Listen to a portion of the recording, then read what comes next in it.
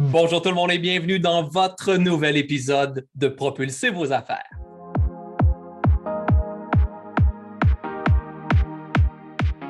Cette semaine, on rencontre une femme engagée, déterminée et passionnée. Sa mission, aider les hommes et les femmes à faire la paix avec leur corps pour atteindre leur poids bonheur et transformer leur vie.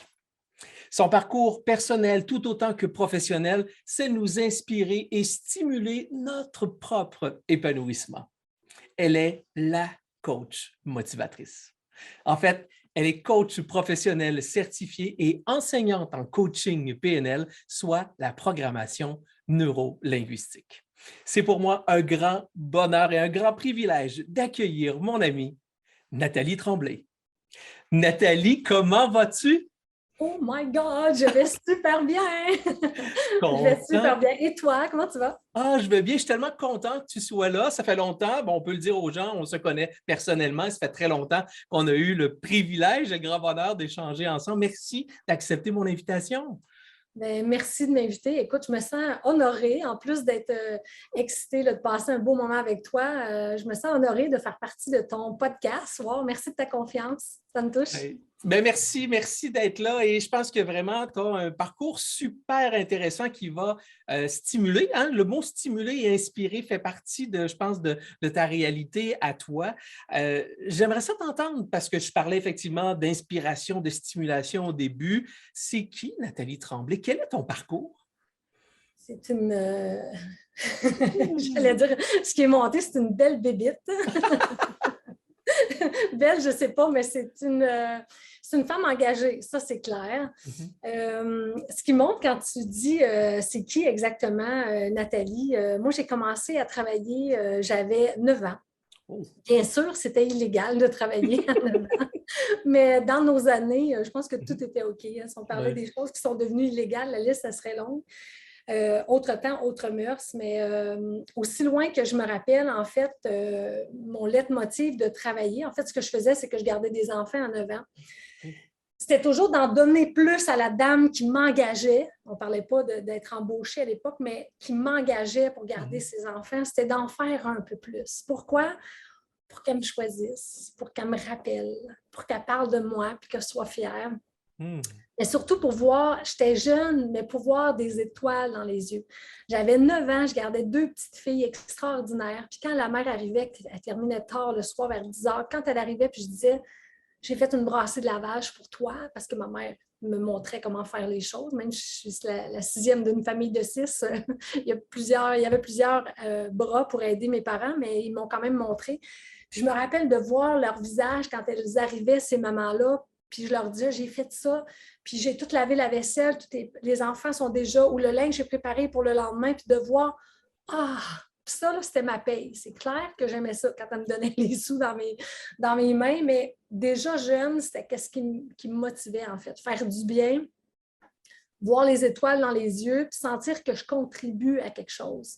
Je me rappelle que nous autres, on faisait de la motoneige. J'ai été élevée à la campagne, puis on faisait de la motoneige, puis il y avait un relais de motoneige pas loin de chez moi. Le samedi, je faisais faire des sandwichs à ma mère et du café, et j'allais leur vendre ça. Je ne me rappelle pas l'argent que je faisais, probablement 5-6 $. Mais de voir quand il arrivait et il disait « Nathalie est là avec ses sandwichs », c'était comme, pour eux autres, là, c'était comme « wow ».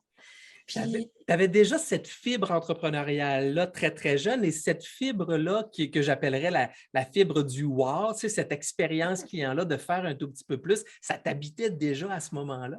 Je ne savais pas que le wow de Jasmin Bergeron m'habitait à l'époque parce que je ne connaissais pas, mais quand j'ai vu la conférence de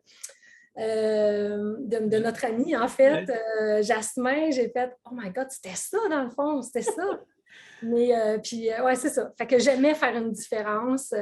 Donc, très jeune, moi, j'ai commencé, c'est ça, à travailler.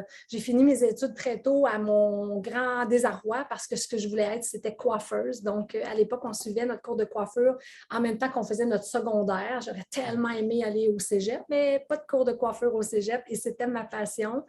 Mais rapidement, je suis devenue addict de la coiffure. Je faisais des compétitions. J'allais à New York pour des congrès à tous les mois de mars. Je ramassais mes sous pour être en mesure d'aller là-bas chercher des nouveautés pour revenir et voir les étoiles dans mes yeux, dans les yeux de mes clientes.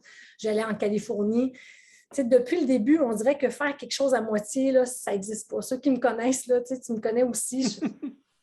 Il y a certainement quelque chose qui motive en dessous, mais je pense que c'est le désir de servir, puis de contribuer, puis de transformer vraiment les choses. Comment, parce que on s'entend, l'entrepreneuriat était déjà là très, très jeune. En coiffure, il y avait quand même aussi probablement un côté très intrapreneurial ou même entrepreneurial à certains niveaux. Comment, par la suite, la coiffeuse est devenue la coach motivatrice? Sais-tu? C'est ça, moi j'avais mon salon de coiffure, j'ai adoré, comme tu le vois, j'ai été une passionnée, j'ai été au bout de ça.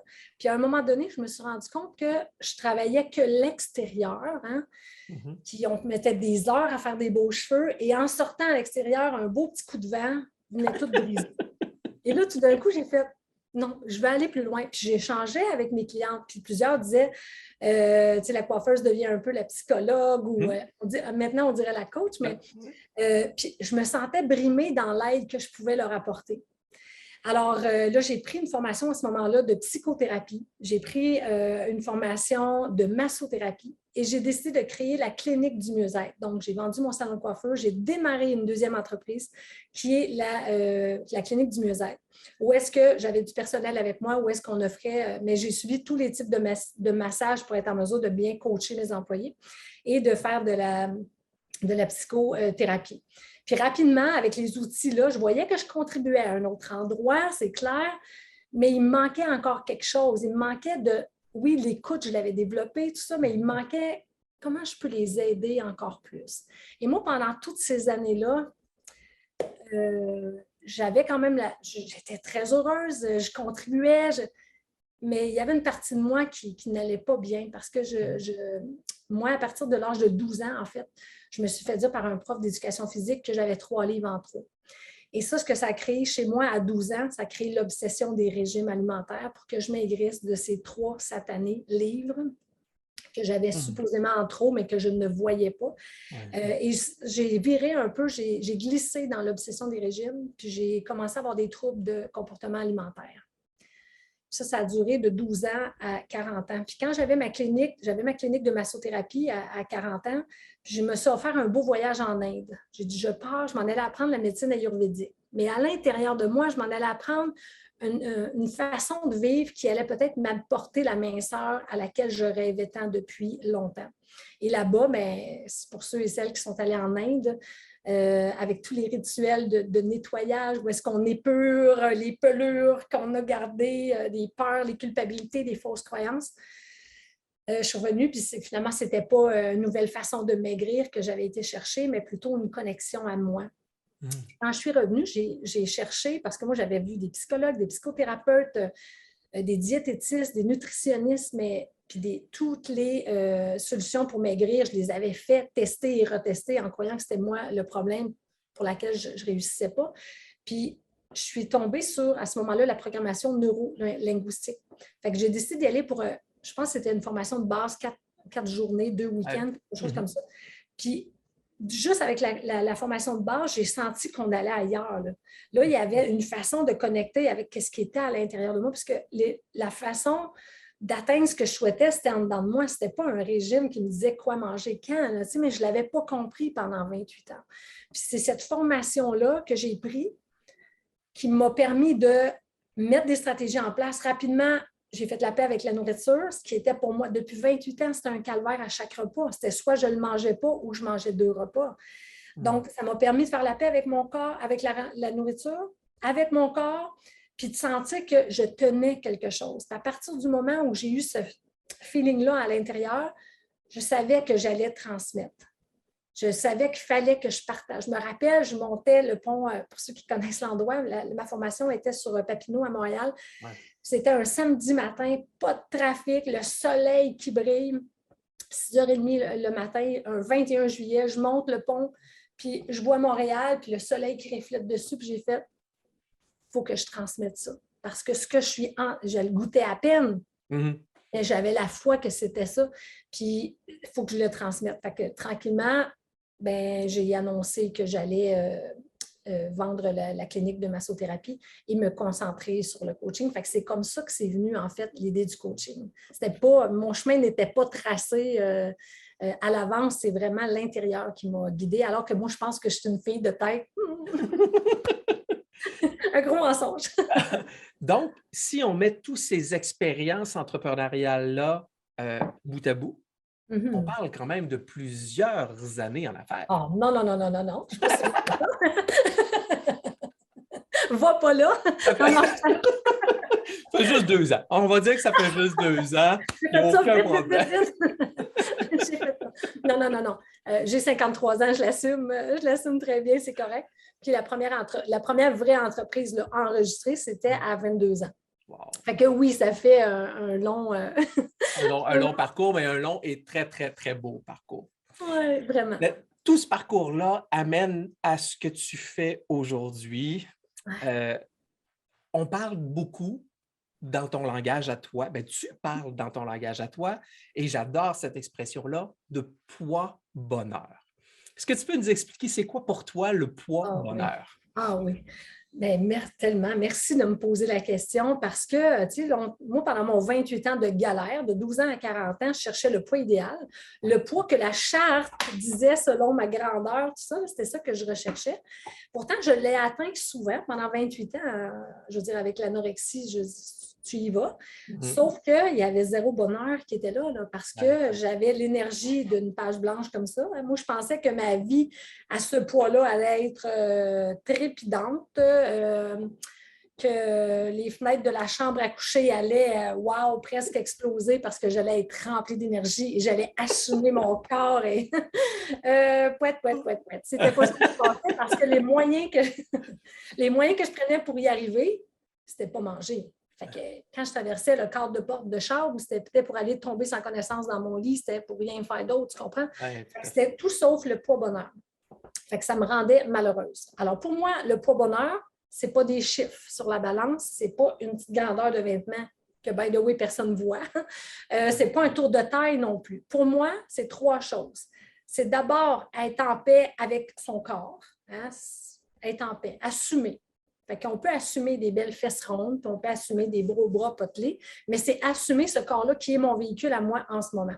Fait que c'est la paix par rapport à son corps, la paix avec la nourriture, pas d'obsession. C'est normal le lundi de manger plus de salade, manger plus de frais, parce qu'en fin de semaine, on a galéré un peu, on a mangé plus gras, plus sucré, on a bu un peu d'alcool. Le lundi, on revient à nos bonnes habitudes, c'est correct, mais pas de folie. C'est pas d'obsession de te lever. Moi, je me rappelle, je m'endormais dans mes périodes d'anorexie. Je m'endormais, ça me réveillait parce que j'allais manger quelque chose. Tu sais, ma bouche, elle faisait comme ça.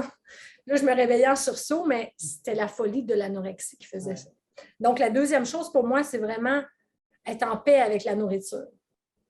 Puis la troisième chose, c'est avoir de l'énergie pour faire ce que tu veux. Fait que si toi, bien pas toi parce que tu es trop jeune, mais si la personne, c'est de faire des roulades dans le gazon avec ses petits-enfants, il faut que tu aies cette énergie-là. Ouais. Si toi, c'est de courir des demi-marathons, il faut que tu l'aies. Si c'est juste faire tes petites choses pour pouvoir aller au sous-sol, chercher quelque chose dans ton sous-sol puis remonter sans être rouge comme une tomate, c'est ça. Si c'est attacher tes souliers sans que le respect te coupe, toi, c'est ça. Mais avoir l'énergie que tu souhaites pour faire, qu'est-ce que tu souhaites faire, dans le fond? Moi, je trouve que c'est ces 3 choses. C'est important. On va les répéter, les 3 choses, parce que je trouve qu'ils sont hyper importants. Donc, pour toi, le poids-bonheur, c'est 1, s'assurer qu'on est en paix avec notre corps. Donc, assumer ce que nous sommes et être capable d'assumer notre regard dans le miroir. Oui, exactement. Vraiment... En se disant que tout change. Tu sais, pour prendre les paroles de notre ami François Lemay, tout change, mais assume ça là. Fait que c'est ça. Non, mais c'est parfait. Tu as raison, assume-le, puis apprivoise ton corps dans le regard que tu as, parce que sinon, ben, tu risques effectivement d'en être malheureux.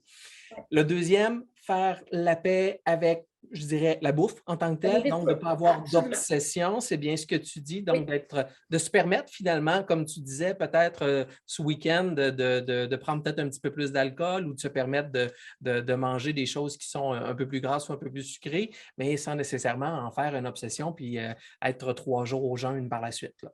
Non, c'est ça, exactement. Plus de folie, un peu de sagesse. Et finalement, bien, avoir l'énergie nécessaire pour être capable de garder notre côté actif. C'est bien ce que tu dis. Oui, exactement. Pour moi, c'est ça. Exact. Et dans ton approche, parce que tu l'as dit, tu as été 28 ans à galérer, à essayer tous les régimes. Pour toi, la suite du poids bonheur, c'est effectivement pas de régime. Comment on fait ça?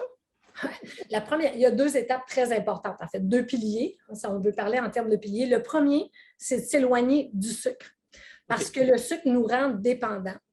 À tort, le sucre, en fait, j'oserais dire, l'arnaque derrière l'industrie du sucre nous fait croire qu'on est sans volonté, qu'on est sans motivation, qu'on est des perdants, pour ne pas dire des losers, parce qu'on dérape toujours, on tombe toujours dans le sucre. Puis pourtant, lundi, on s'était promis que, mais rendu au jeudi.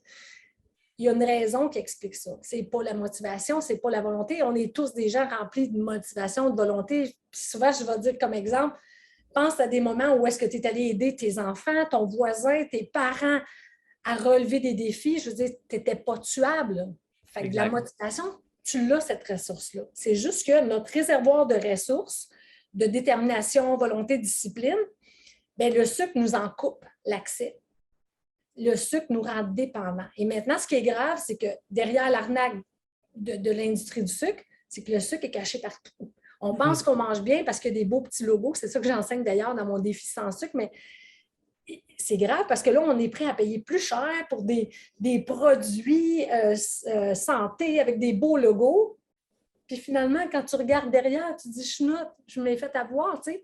Puis si tu ne regardes pas derrière, bien, tu ne peux pas deviner que les fringales que tu as en soirée, c'est à cause de ce que tu as mangé dans l'après-midi parce que le sucre appelle le sucre. Fait que moi, je te dirais le premier pilier, ce que j'enseigne, c'est pour ça d'ailleurs que notre lancement commence toujours par un défi détox. On offre gratuitement un défi détox 7 jours où est-ce qu'à chaque jour, je coach les gens. Les gens n'ont pas à supprimer tout, là, seulement quelques catégories pour être capable d'être en mesure de voir les bénéfices. Mais déjà, dans un 7 jours, au jour 3, 4, dès que les effets du sevrage, là, les petits mots de tête, mots de cœur, là, ça, c'est pas le fun. Mais dès que ça part et que l'énergie commence à monter, là, on fait comme My God, pourtant, je ne mangeais pas si sucré que ça. Parce qu'à tort, on pense qu'on n'a pas d'énergie, on vieillit, il fait moins, la température ne m'aide pas. Non, la qualité de notre énergie est égale à la qualité de ce qu'on met dans notre bouche. Fait que, le premier pilier, c'est comme, hey, on va s'éloigner. Puis je dis tout le temps, on n'a pas besoin de... Oui, ça s'appelle le défi sans sucre, là, parce qu'on veut un petit terme accrocheur, mais ce n'est pas complètement sans sucre. Fait que ça, c'est le premier pilier. Puis dès qu'on s'aperçoit qu'on reprend notre pouvoir, puis tout d'un coup, il y a des femmes qui écrivent ça, des hommes au jour 3, 4, j'ai plus de fringales, ça se peut-tu? J'ai plus de douleur d'un genou, je descends les escaliers, c'est-tu possible? Ben oui. Puis là, quand tu vois les bénéfices, moi, je dis toujours, croyez-moi pas, faites l'expérience. Crois pas ce que je te dis. Doute de moi, mais fais-le, par exemple, puis admire ou savoure les bénéfices. Fait que ça, déjà, ça te redonne ton pouvoir. Puis là, tu dis, wow, OK, ben j'en ai de la motivation, j'en ai de la discipline. Puis après ça, le deuxième pilier, bien, c'est clair. Il faut aller travailler à l'intérieur de soi. Puis ça, c'est avec le programme Mon Poids Bonheur parce que le corps reflète ce qui se passe en dedans. Fait que même que tu suis des diètes qui te disent quoi manger, tu vas juste changer l'extérieur. Mais dès que tu lâches ça, parce qu'on va lâcher ça, parce que ça vient plate à mourir de manger selon ça, bien, le corps, il va refléter ce qu'il y a en dedans. Alors que si tu vas changer des choses à l'intérieur, si tu gagnes en confiance, si tu gagnes en estime, on dit souvent, il y a des experts qui disent derrière tout comportement destructeur se cache une mauvaise estime de soi. Manger outre ses besoins, excuse-moi, mais c'est un comportement autodestructeur. Tu sais, je veux dire, c'est ce que j'ai fait pendant 28 ans, c'était pas très constructif, là. Mais derrière ça, il y avait l'estime de soi. Mais tous les régimes que j'ai faits, tous les experts que j'ai rencontrés ne m'ont jamais parlé de ça. Et c'est pour ça que la prémisse du programme, c'est s'aimer pour maigrir et non maigrir pour s'aimer. Parce qu'à chaque fois qu'on a atteint notre poids idéal, on ne s'aimait pas plus. J'ai dit tantôt, là, les fenêtres de la chambre n'explosaient pas. Là. Tu comprends? Hein? Fait que, Permets-moi de répéter cette phrase-là parce que je la trouve super intéressante. C'est s'aimer pour maigrir et non maigrir pour s'aimer. Ben oui, puis on Donc, a fait, ben oui, tellement, puis on a fait l'inverse tout le temps. On se dit, oui. rendu là, on va s'aimer, rendu là, va me trouver belle. Non, assume-les tes formes. Parce qu'à partir du moment où tu assumes tes formes, que tu n'as plus le goût de compenser avec de la nourriture, tu compenses parce que tu ne t'aimes pas. Ouais. Assume-les. Je dis souvent, assumer ses formes les transforme. Ah, c'est beau. Oh, hein? Assumer Ouais. ses formes les transforme parce qu'il y a moins de résistance. Tout ça. Fait que le deuxième pilier, c'est vraiment Ouais. ça, aller travailler à l'intérieur, mes croyances limitantes, mieux gérer mes émotions. On travaille le savoir-être. C'est clair qu'au début, là, on met des petites stratégies en place par rapport à l'alimentation. Il n'y a pas de calcul, il n'y a pas rien, mais c'est clair que bien organiser son assiette, bien équilibrer son assiette, ça aide, manger coloré, ça aide. Mais ce n'est pas là que l'approche Mon Pot Bonheur se démarque. C'est vraiment au niveau de la psychologie, au niveau de l'intérieur. Mais tout ça est né de, tantôt ta question, Ouais. un parcours perso. Moi, je l'ai fait quand j'allais à Montréal, je l'ai fait pour moi. J'ai fait, il faut que je me sauve.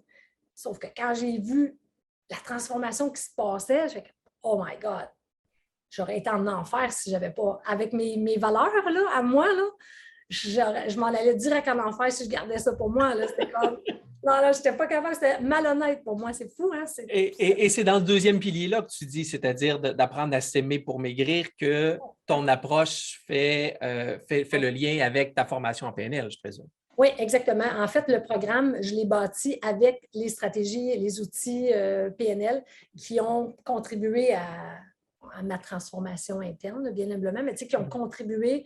Puis c'est ça, exactement. Fait que moi, dès 2010, j'offrais ce coaching-là en individuel, mais après ça est arrivé le en ligne, comme on dit. Puis ça s'est transformé, mais... On va en parler plus tard du en ligne. Je l'ai resté. ouais. S'il y a des gens qui sont intéressés sur le en ligne, là, restez présents. Vous allez voir, Nathalie va nous parler de son côté. Mais juste avant, en préparation de l'entrevue, il y a quelque chose qui m'a frappé et qui, je pense, fait très en lien avec ce que tu viens de dire là. J'aimerais ça t'entendre. Tu dis avoir la conviction que notre frein numéro 1 pour se réaliser pleinement, c'est notre corps. Comment, peux-tu nous l'expliquer? Pourquoi, selon toi, notre corps est notre frein numéro 1? Bien, parce que quand tu es mal dans ton corps, quand tu n'es pas bien, tu vas-tu aller vers des gens pour aller te présenter, pour aller avoir une promotion? Est-ce que tu vas vraiment prendre ta place pour briller au soleil?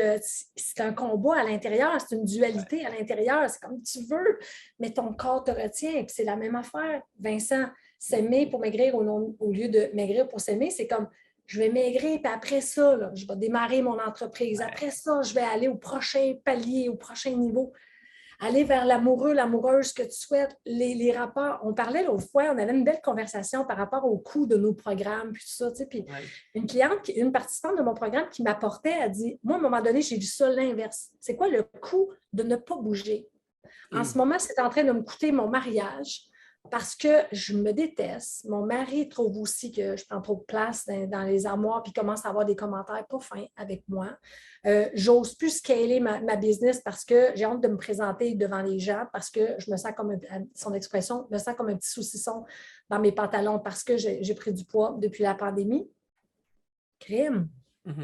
Ça a un coût, là, ça, cette histoire-là. Là, fait qu'elle elle m'a apporté ça comme point important. Je suis comme, tellement ça fait du sens parce que ça a un impact dans toutes les sphères de sa vie quand tu es mal dans ton corps. Tu n'oseras pas aller faire du sport. Combien de personnes attendent de maigrir pour faire du jogging? Et pourtant, ils aimeraient faire du jogging parce qu'ils ont peur du regard, peur du jugement, peur des remarques.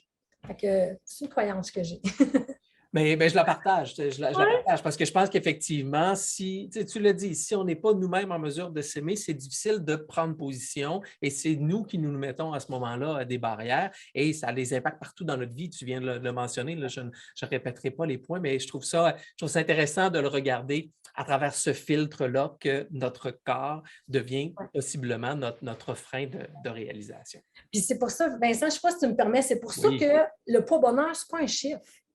Oui. Tu sais, je veux dire, tu peux peser 200 livres, puis à condition d'être en santé. Hein, c'est important d'être en santé. Mais tu sais, si tu as la charpente, tu peux peser 200 livres, 100 kilos, puis c'est bien OK, là. Je veux dire, c'est ça le poids bonheur. Moi, depuis la dernière année, j'ai eu certains défis. Je vais être full transparente avec toi. J'ai eu différents défis, dont une opération aux 2 pieds dans la dernière année. Okay. J'ai 5 semaines en fauteuil roulant. Puis je te dirais que les 5 semaines qui ont suivi, je ne faisais pas beaucoup de poids dans une journée. Tu comprends-tu? Quand tu t'es opéré les 2 pieds en même temps, ça a eu un impact majeur. Moi, je courais 5 fois par semaine 10 km. C'est sûr que sur mon corps, ça a fait. Là, il est arrivé les histoires d'hormones. Ah, une femme de 53 ans, il est arrivé ça. J'ai eu des problématiques avec mes yeux. Ça a fait que la dernière année, elle a été particulière pour moi, ce qui a fait que j'ai environ un 10 livres de plus sur la balance que je l'avais l'année d'avant. Mais moi, je considère que je suis encore à mon poids bonheur parce que je suis en paix avec la nourriture. Ben oui, que je bois du vin, là. Je vais te dire tantôt où est-ce que je suis en ce moment. C'est clair que j'ai des petits apéros, puis qu'on mange des petits cornets de crème glacée, puis je suis en paix avec ça, là. Puis, mais je suis en paix avec mon corps, mais je ne me promène pas sur le trottoir en maillot de bain, mais je vais à la mer ou à la piscine, puis je suis en maillot de bain, puis j'accueille où est-ce que, tu sais, j'ai 10 livres en plus, je n'ai pas 300. Puis, je suis super en forme, je fais mon jogging, j'ai recommencé à faire mon jogging, tu sais. Fait que c'est pour ça que c'est important. Oui, le corps, c'est un frein, mais des fois, c'est nous qui le mettons, le frein. Ouais. Faut faire attention à ça. Bien, c'est les exigences. La perfection, elle n'existe pas. Je dis souvent que la perfection, c'est elle qui va venir scléroser, qui va venir paralyser nos gestes parce qu'on essaie tellement d'être parfait que finalement, on ne fait rien ou on continue de faire un paquet de choses qui ne nous amènent pas dans ce que moi j'appelle notre zone d'excellence. Exact. Donc, c'est de faire la distinction entre la perfection et l'excellence. Donc, c'est un peu ça. Ton poids bonheur, c'est d'être dans notre zone d'excellence à soi. Exact. Exactement. Moi, je dis souvent, on n'est pas là pour la perfection, on est là pour la connexion. Et c'est exactement ce que je me suis dit avant de venir te rejoindre. Madame perfectionniste en moi a dit « Oh my God! » Après ça, je fais comme « Hey, c'est quoi ma phrase? On n'est pas là pour la perfection, on est là pour la connexion. » Puis regarde, depuis le début, je n'ai même pas pensé à… Tu me poses des questions, on est connectés ensemble, on est connectés avec les gens qui sont là. Puis c'est comme, regarde, c'est ça la game. Puis la même affaire pour soi. Oui. On n'est pas là pour la perfection de son corps, on est là pour la connexion avec soi. C'est quoi mes désirs? C'est quoi mes passions? Qu'est-ce qui m'anime? Qu'est-ce qui me touche? Qu'est-ce qui me fait pleurer? Ça, c'est important. Pas ça. Là. Oh, je pense que j'ai fait une paire de fesses. Oui, il y avait une courbe de trop. Nathalie, allons maintenant plus du côté affaires. On l'a dit et je pense que les gens l'ont constaté. Une grande partie de ta business, pour ne pas dire la totalité de ta business maintenant, de ton entreprise, est en mode virtuel. C'est bien le cas? Absolument. À part, on fait des événements, ben là, surtout cette année, là, ça va nous être repermis de faire des événements en présentiel. On fait des journées VIP, en fait, avec nos participants, mais 99,9 de l'entreprise est virtuelle. Les employés sont d'un peu partout aussi, travaillent à partir de chez eux. Qu'est-ce qui t'a poussé à endosser ce modèle d'affaires-là? Parce qu'on va dire les vraies choses, ça fait quelques années que tu es dans ce modèle-là. Tu étais, entre guillemets, avant-gardiste. Hein? Aujourd'hui, c'est sûr qu'on aura la difficulté à savoir comment on peut travailler autrement qu'en virtuel. Bon, oui, évidemment, on a des confinements, puis on va arriver, mais quand même, tu étais avant-gardiste de travailler davantage au niveau virtuel. Qu'est-ce qui t'a amené du présentiel, donc du coaching 1 à 1, vers maintenant le modèle plus virtuel? Mon désir de contribuer, mon désir de faire la différence. Parce que moi, j'habite un petit village à peu près à 45 minutes de Montréal, mettons. Ouais. Donc, à un moment donné, là, aide-moi donc. Ton cercle, ton environnement, ton… Oui, géographiquement, voyons. C'est vraiment de l'eau qui est là-dedans? Oui, je pense que oui. Géographiquement, à un moment donné, si tu as atteint les clients là, que tu devais atteindre, là, puis là, moi, je me dis, je veux contribuer plus. Fait que ce que j'ai fait au début, du 1 à 1, c'est que j'ai commencé à louer des salles. Fait que je louais des salles à Saint-Jean, Brossard, Châteauguay. Le lundi soir, le mardi soir, le mercredi soir. Là, il fallait que je réserve les salles à l'avance. Il fallait que j'essaie de vendre les places. Puis là, ça devenait difficile. Puis ça me faisait de la peine aussi de partir le soir puis m'en aller pour ma formation dans une salle que je ne connaissais pas, qui n'était pas mon environnement. Ça ne me rendait pas fou, Laura. Je le faisais parce que je voyais les étoiles dans les yeux, mais il n'y en avait plus dans les miennes. Puis mon désir de... Puis moi, je suis une fille de relation, là. Vincent, je suis une toucheuse. C'est comme, c'était important pour moi, mes clients, quand on était d'un dans un, ils étaient assez proches pour que de temps en temps, je mette la main sur le genou puis que je dise, c'est OK. On va respirer tous les deux là-dedans, je ne veux pas de réponse. C'est comme mon accompagnement là, était. Puis quand j'entendais parler de ça, quand j'ai pris ma formation en 2009, 2010, 2011, je me disais, non, moi, il y en a qui faisaient ça en ligne, il y en a qui étaient là bien avant moi. Je suis comme, oh non, moi, je suis trop une fille de relation, je ne pourrais pas faire ça, je suis trop professionnelle. Oh my God. Puis après ça, c'est Martin Latulippe qui m'avait dit, Nathalie, ça va passer dans l'écran. Fais-toi confiance, tout est là. Puis je me suis fait confiance, puis j'ai commencé un à un à faire... Écoute, je faisais des séances d'hypnose comme ça, comme on est là. Je veux dire, le petit chien, je me rappelle d'une fois, une femme, le petit chien rentrait, là, puis il venait agacer la madame, elle était partie, là, elle était en état de transe, puis là, moi, je me disais, va-t'en de là. J'avais envie d'en lancer des papiers au petit chien, mais on était virtuel, mais je me disais, fait que ça n'enlevait rien, tu sais. Mais après ça, oui, que j'avais agrandi mon territoire, mais on est pareil un à un. Moi, je ne peux pas faire plus que 20-30 personnes dans une semaine. Là. Fait que mon désir de contribuer, pourtant, moi, je suis une fille timide. Tu m'as vu en conférence déjà à Québec. Oui. Hein? On arrive, puis wow, après ça, quand on réalise qu'il y a beaucoup d'yeux qui nous regardent, c'est comme, oh my God. Il y a un chemin de parcouru. Il y a un chemin de parcouru. Mais c'est ça, mais le désir était 1000 fois plus grand que la peur. Tu sais. Ouais. Fait que j'ai suivi les stratégies pour démarrer plus des groupes. Tu sais, puis j'ai parti tranquillement. Le premier défi que j'ai organisé, c'était en 2015. Il y avait 731 personnes dedans. Tu sais, là, j'ai eu des cohortes à 17 000 personnes. On s'entend, c'est pas... Mais sauf que dans le temps, j'étais toute seule à gérer ça. C'était quand même costaud. Là, maintenant, on est une équipe, mais fait que c'est mon désir de contribuer. Tu sais, puis pour le défi, on a des clients dans 22 pays différents de la francophonie. Il y a des pays que je ne connaissais pas.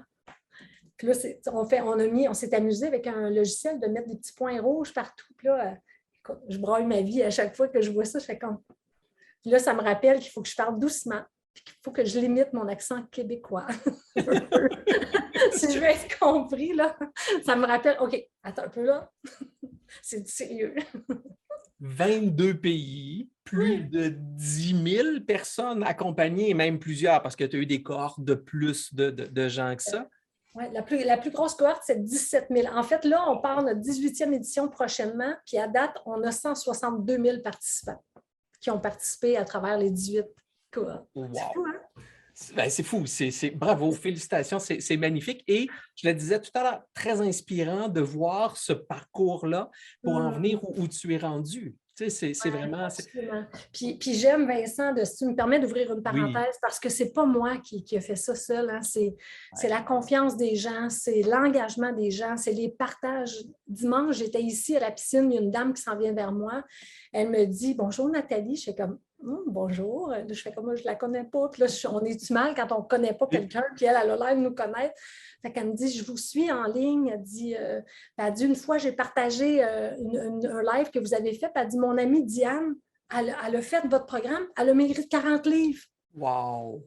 Il faisait 35 degrés. J'avais le poil de roi comme ça, ses bras. Je fais comme, what? Daniel a partagé. Puis c'est Diane qui a maigri de 40 livres. C'est comme, c'est pour ça que je te dis, c'est pas moi, tu sais, pas moi, la petite fille d'un petit village qui rejoint tous ces gens-là. Oui, j'y contribue, mais c'est l'aide que tout le monde m'a apporté, c'est l'engagement. Écoute, j'ai des milliers d'ambassadrices, je pose quelque chose, ils arrivent en courant pour venir me mettre un commentaire, tu sais, puis ça, c'est clair que ça inspire confiance aux personnes qui ne me connaissent pas. Là, quand ils voient les commentaires plutôt élogieux, on va se le dire, bien, c'est clair que ça inspire confiance. Fait que je veux remettre ça à tout le monde qui m'entoure. Vraiment, j'ai plein d'anges sur ma route qui contribuent à la mission Mon Pro Bonheur. Hey, bravo. Parce que tu aurais pu, ça reste que c'est toi qui est la leader du Poids Bonheur. Tu aurais pu prendre cette reconnaissance-là. Je pense que tu la mérites quand même, mais de retourner le regard et de dire que ce succès-là ben, c'est un succès collectif avec les gens qui ont collaboré avec toi. Ben, c'est tout à ton honneur d'avoir ce regard-là. Merci beaucoup. Ça fait quelques fois que tu nous parles de mer et de piscine, hein? On l'a entendu dans le discours. Ah oui? Les gens ont peut-être compris qu'actuellement, tu le disais, tu es en plein lancement actuellement. Tu viens d'un petit village dans le coin de Montréal. On est à même de constater que probablement que la piscine et la plage n'est pas dans le petit village qui vient tout près de Montréal, mais que tu es probablement à quelque part où il fait plus chaud, n'est-ce pas? Oui, c'est ça. On a eu le privilège. En fait, c'est une opportunité qui nous est arrivée à l'automne d'acheter, de faire l'acquisition d'une petite maison ici en Floride. Puis ça nous est arrivé comme ça, sur un plateau d'argent. Quand on dit des fois de se laisser guider, de ne pas avoir des plans stricts. Puis on a fait, ben let's go. On ne fait plus rien depuis la pandémie. Si on a un chez nous ailleurs, on va pouvoir, ça sera accessible. Donc, on est ici pour passer l'hiver. Aller jusqu'à il y a 2 semaines, ma mère m'a averti, je n'avais pas encore de bronzage. Ma mère a fait comme, c'est pas normal, tu es supposé d'être un peu bronzé, tu ne vas pas dehors, tu travailles trop.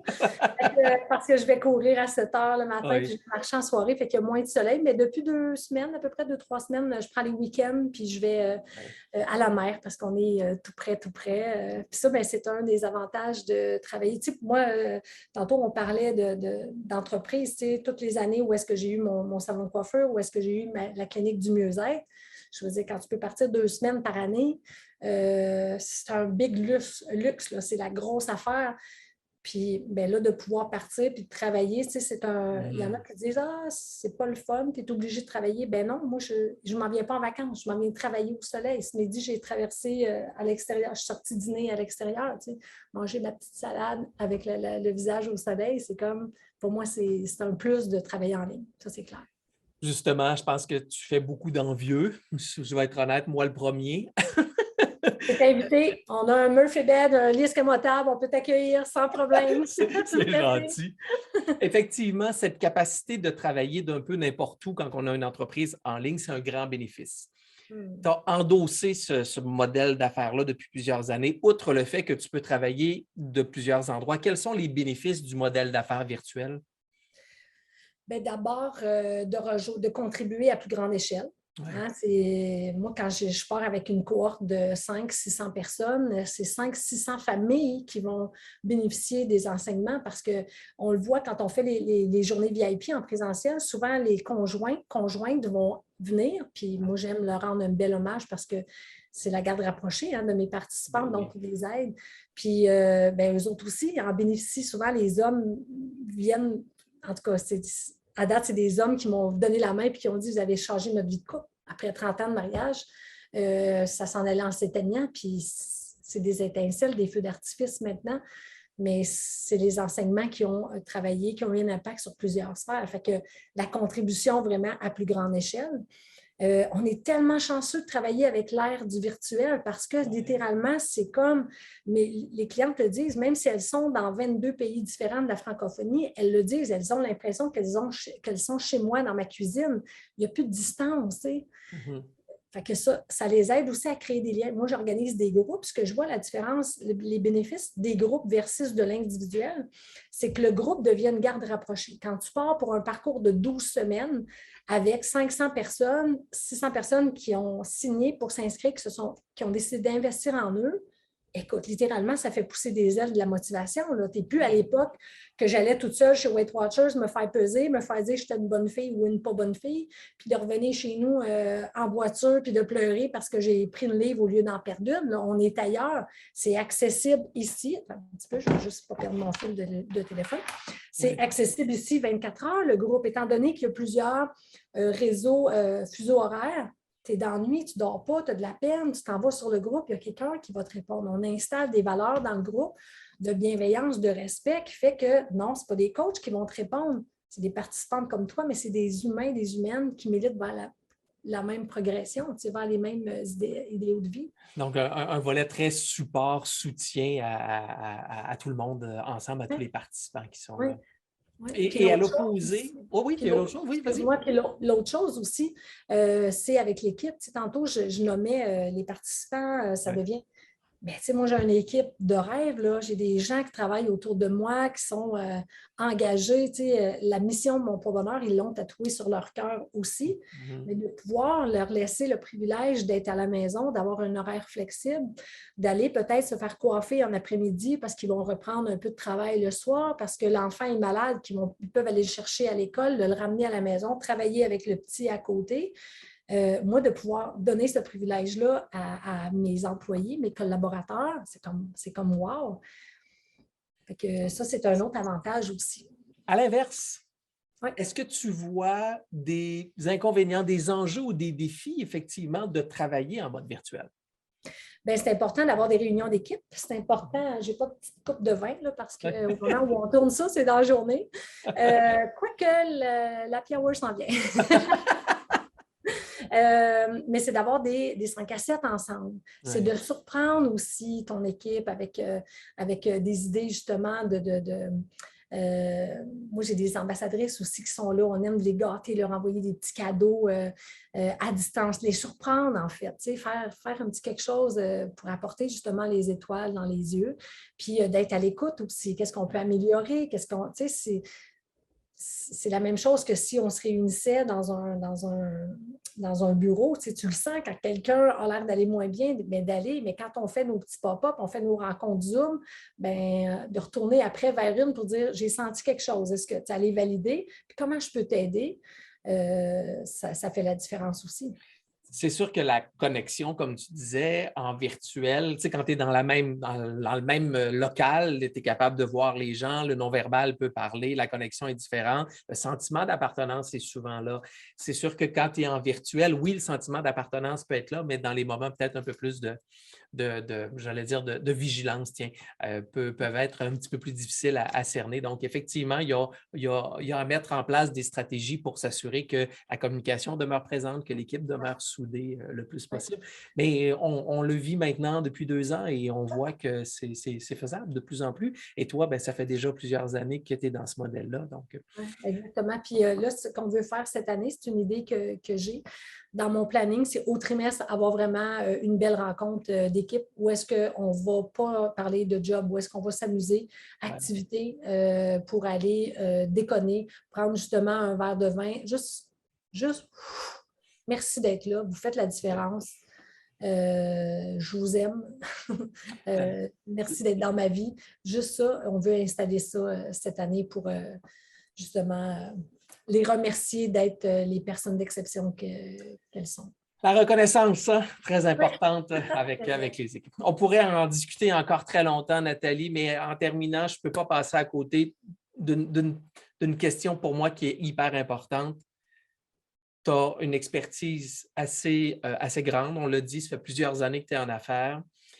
Et en plus, toute l'expertise que tu as et tous les gens que tu as accompagnés, j'aimerais ça que tu puisses nous donner 3 conseils pour nous aider, pour aider les travailleurs autonomes, les entrepreneurs à avoir plus de succès dans leurs affaires, tant personnelles que professionnelles. Peu importe dans quelle ligne, ça peut être dans ton expertise, mais ça peut être par rapport à l'expérience que tu as à titre d'entrepreneur. Donc, quels seraient les 3 conseils que tu nous donnerais pour nous aider à mieux réussir dans notre entreprise?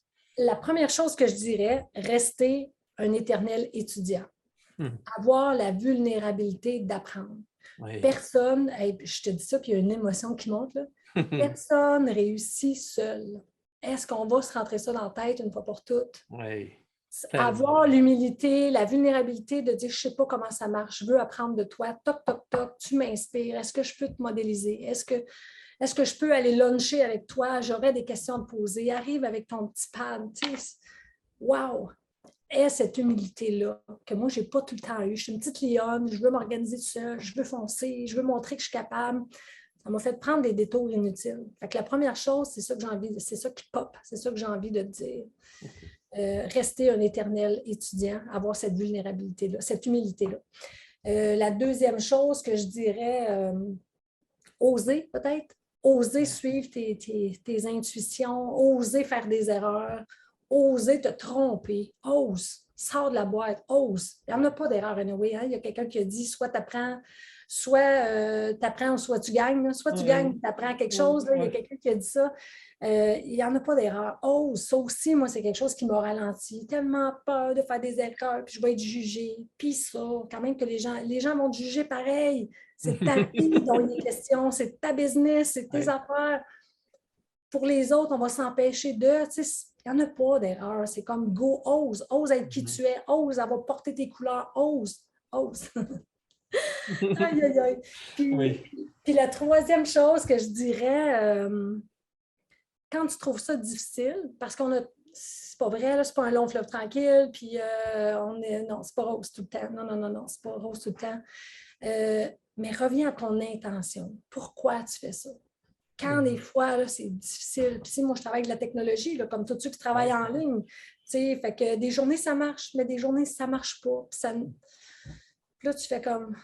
Puis quand ça fait 3-4 affaires qui ne marchent pas dans la même semaine, à un moment donné, tu fais comme. La patience est moins présente. On va aller donner son nom ailleurs. Là, c'est comme. On va me faire un CV à quelque part. Là, moi, là, j'ai jamais fait ça, mais en tout cas, je vais m'en faire un. Mais là, tu fais comme non, non, non, non, je suis rendue trop loin. Là. On va aller marcher. Pas le temps de prendre aucune décision, on va aller marcher. Mais je reviens. Puis quand je vais prendre ma marche, c'est comme pourquoi je fais ça? Puis là, je revois là, Julie qui a maigri de 40 livres, puis qui s'est fait un nouveau chum, puis là, il y a 2 enfants, puis qui capote sa vie sur mon poids bonheur. Là, c'est comme OK, Julie, Sonia, Ginette, Josée, pourquoi je fais ça? Pourquoi je fais ça? C'est pour ça que c'est bon d'avoir un tableau avec le visage de nos clients contents, avec les transformations. C'est comme, c'est pour eux autres. Puis moi, je me dis dans ce temps-là, si j'abandonne, je les abandonne. C'est pas question. Va prendre une bonne nuit de sommeil. Mon père disait, va faire clair demain. Il va faire clair demain. Moi, ça me sauve. Permets-moi de répéter ces 3 conseils judicieux-là. 1, être un éternel étudiant, c'est-à-dire de toujours se remettre en question et d'aller chercher plus d'informations. Tu sais, moi-même, tu l'as dit, tu as pris certains détours par moment. Moi aussi, par moment, j'ai décidé, je me suis dit, je ne peux pas faire ça, je ne peux pas aller là, je vais le faire tout seul, je suis capable. Des fois, il y a plein de gens autour de nous. Puis des fois, quand on lève la main, quand on dit à quelqu'un, est-ce que tu peux m'aider? C'est rare que les gens vont nous dire, ben non, ne m'intéresse pas. Non, au contraire, les gens sont souvent beaucoup plus disponibles qu'on peut le penser. Donc, mais pour ça, il faut le deuxième. Il faut être capable d'oser aussi. Il faut être capable d'oser, de demander, d'aller plus loin, d'écouter cette petite voix-là intérieure. Tu disais sortir de sa zone. Il y a quelques semaines, on a eu l'entrevue avec Daniel Blouin, sortie de zone, Salomon Le Saumon. Donc, pour ceux qui ne l'ont pas entendu, vous irez entendre l'entrevue avec Daniel. Donc, de oser, d'être capable de sortir de cette zone-là. Et le troisième que tu nous mentionnais, et c'était, je l'ai échappé, mon Dieu. Oui, de revenir au pourquoi, très important. Revenir à notre intention. Et moi, je l'ai dit tout le temps, notre mission, pourquoi on fait ce que l'on fait, c'est ça qui donne du sens à notre entreprise. C'est ce qui nous permet de nous rattacher. C'est notre fil d'Ariane, c'est notre fil conducteur qui nous permet de garder le tout bien attaché. Donc, revenons à notre essence, à notre pourquoi, à notre intention profonde. Et à partir de là, normalement, le reste devrait suivre. Bien, ça, je ne sais pas si tu es d'accord avec moi, mais c'est tout à fait normal qu'on le perde, notre première intention, notre pourquoi, parce qu'on est dans le to-do. Hein? On n'est pas toujours à travailler sur l'entreprise. On a le nez dedans, on travaille dans l'entreprise. Fait qu'on enchaîne les tâches, on dirige. Fait que c'est normal qu'on n'ait pas sur notre nuage à penser à notre pourquoi. Au exact. Contraire. Et d'où l'importance de bien le définir et de bien l'habiter, d'être sûr de bien l'habiter. Puis souvent, on est dans les opérations, on a le nez collé sur les opérations, ça va vite. Et souvent, qu'est-ce qu'on a comme réflexe quand ça se met à aller vite? C'est qu'on se met à accélérer. On accélère, mais on perd la perspective. Et souvent, on me dit, quand on se met à aller trop vite et qu'on accélère et que là, on commence à être essoufflé, le réflexe qu'on devrait avoir, c'est peser sur le frein. Parce qu'en pesant sur le frein, on va prendre immanquablement un recul, on va voir un peu plus de perspective et c'est là qu'on est capable d'aller se reconnecter avec notre intention. Exactement. Ralentir, c'est ça, ralentir. Un point important. Nathalie, ce fut un grand bonheur. Tiens, je vais reprendre le terme. S'il y a des gens qui ont envie d'entendre parler du poids bonheur, pour qui c'est venu résonner, c'est venu parler, comment on fait pour te rejoindre? D'abord, sur mon site Internet, lacoachmotivatrice.com. Ça, c'est les participantes qui m'avaient donné ce nom-là au début, qui m'avaient donné ce surnom-là. Fait que j'ai créé mon site à partir de ça. Sinon, Nathalie Tremblay sur Facebook. J'ai ma chaîne YouTube aussi, Nathalie Tremblay. Il y a énormément de gratuité. Évidemment, on offre le défi détox 7 jours sans sucre 2 fois cette année, en mars et en septembre. Puis suite à ça, c'est l'ouverture des inscriptions pour le programme Mon poids bonheur. Donc, voilà. Je suis sur Instagram aussi. Oui. Alors, il y a plusieurs possibilités de te rejoindre. Encore une fois, un immense merci de ton temps, de ta générosité. Ce fut un grand bonheur d'échanger avec toi aujourd'hui. Écoute, permets-moi de dire un immense merci. Merci de ta confiance. Pour moi, ça a été un moment, on a chillé, là. On manquait juste le vin. C'est comme on était en 5 à 7 tous les deux, là. Hein? C'était comme... C'est exactement ça le but. C'est vraiment ça le but. Bon. Et c'était rempli de valeur pour tout le monde qui nous a écoutés. C'était vraiment bon. En tout cas, je veux juste, moi, si tu me permets ça, d'ouvrir une petite parenthèse. Tu es tellement à ta place, Vincent. C'est tellement important ce que tu fais. Ta contribution, là, elle est grande. Là. Je veux jamais que tu doutes de ça. Merci. C'est inspirant. Puis, écoute, propulser vos affaires, c'est comme, wow, là, t'es... Merci Nathalie. Wow. T'es vraiment très, très, très gentille. J'apprécie grandement. Alors, sur ces mots un peu gênants, à vous à la maison, je vous remercie sincèrement d'avoir été présent à nouveau à cet épisode de Propulser vos affaires. Je vous donne rendez-vous la semaine prochaine et d'ici là, je vous dis, prenez soin de vous. Ciao tout le monde. Merci Nathalie. Bye bye. Salut.